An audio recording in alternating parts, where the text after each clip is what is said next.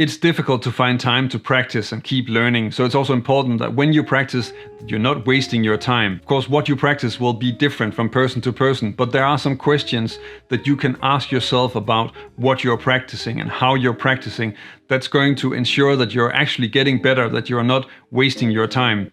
And in this video, I want to cover those questions so that you can make sure that you're really getting something out of the time that you invest. My name is Larsen. Learn jazz, make music. One of the reasons that I'm making this video is also because I find that it's very difficult to realize that you're not actually practicing towards the goals that you want to achieve, to really build the skills, and that to some degree will also mean that you're wasting your time. This is about having clear goals and also being sure that what you're practicing is actually helping you get to where you want to go, so that you're not just practicing something and it might be a little bit random because you just want to get better at jazz guitar, which is not really a strong strategy. Let's say you want to become better at comping, so you practice drop 2 inversions every day. Now there's nothing wrong with practicing drop 2 inversions, that's useful for all sorts of things. But there are other skills involved if you want to become good at comping, because then you also need to develop rhythm, understanding of chords and extensions, voice leading, top note melodies, and even inner voice movement. So there are all these other things that you're not really developing if you're just working with the inversions. So in that way, that exercise is not really getting you to where you want to go. In the previous example, it was clear that there was more involved in comping than just practicing some drop 2 inversions. And I think that goes for pretty much anything you want to learn, any goal you set. There will be a lot of different skills involved. And the list that I made for comping is certainly not complete. There are always going to be more things that you also want to check out, and that's just fine. But at the same time, you definitely want to be aware of some of the skills involved so that you have an idea about the exercises that you work with, that they're actually helping you achieve the goal, that you're actually getting something out of it. A very important thing to keep in mind is that you're getting the most out of working on these skills if you also put them to use on real music, on real songs, because that's where you know if you're really getting something out of what you're practicing. I'm gonna return to that later in the video. If you're practicing an exercise, then you're always developing several different skills. You should never underestimate that. So if you're working on the drop 2 inversions, then you are in fact working on finding and playing the chords. You're working on your fretboard overview, your ability to play chords with your right hand, and certainly also to move from position to position. So there are a lot of things that you develop if you do this exercise. Of course, you have to look at what you want to learn and see if that actually fits with what you're getting out of it. And one really important way of thinking about improving skills is that you don't think about, oh, if I do this exercise, then everything is just magically going to become better. Wingardium Leviosa.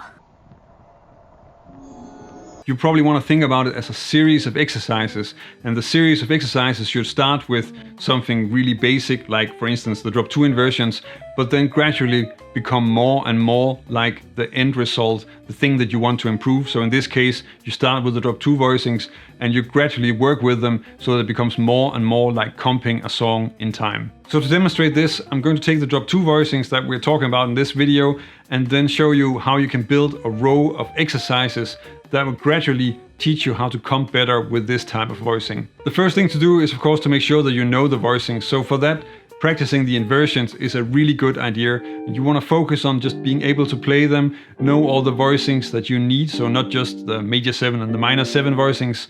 And of course, you also want to work on being able to play them cleanly and finding them in different keys. At this stage, you don't want to obsess about being really fast when you're playing the inversions. Just try to play them cleanly and under control, and then you can build the speed when you're going into the other exercises. When you're comping with drop 2 voicings, you're of course not racing up and down the neck with inversions, you're putting together different chords, and that would be sort of a logical next step as an exercise. So now start working on some of the basic exercises that you come across all the time. That would be turnarounds and 2-5-1s. Play those slowly in the different inversions and put those chord progressions and those chord voicings together so that that becomes an easy building block for the next step. Now that you're starting to play real progressions, then it makes sense to also work on making a bit of music with them and prepare yourself for when you're playing songs. And a good place to start with that is of course to make some interesting top note melodies on the 2-5-1s and turnarounds.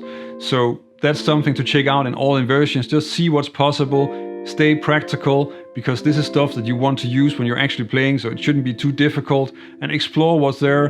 Just take it easy and find some stuff that sounds good.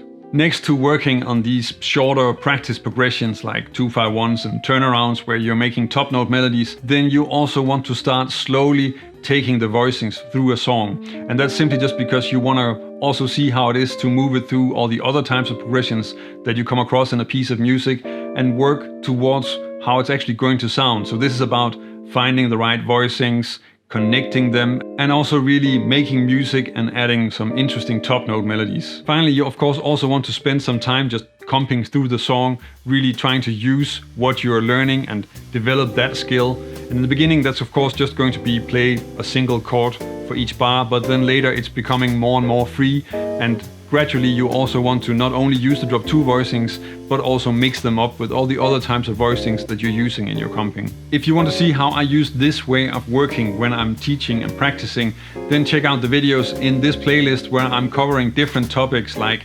soloing and chord soloing and really breaking them down into a step-by-step manner. And you can of course use that to just learn those skills, but you should probably also look at it from how I'm teaching and how I'm breaking it down, and try to use that when you're working on things yourself, when you're trying to teach yourself new skills.